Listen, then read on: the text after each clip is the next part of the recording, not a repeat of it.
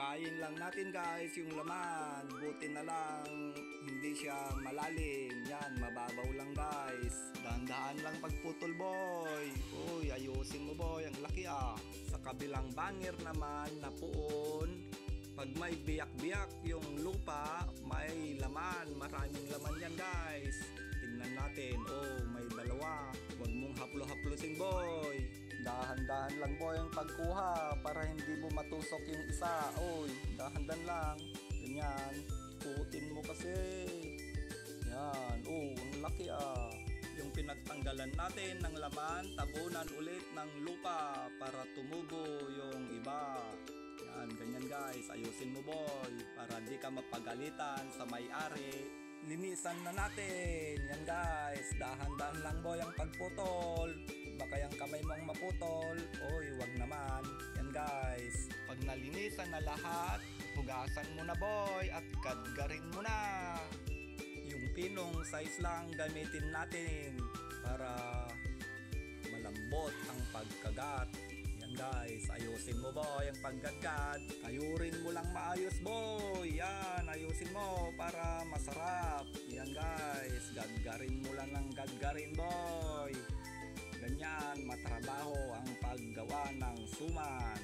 Tapos, kuha ka pa ng dahon ng saging mamaya. Pagtapos na guys, pigain natin ng maayos. Yan, pigain mo boy para mawala yung katas.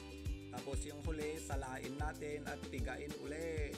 Yung pinagpigaan guys, huwag nating itapon. Antayin nating bumaba yung laman na puti. Guys, pigain mo lang boy. Ayusin mong pagpiga.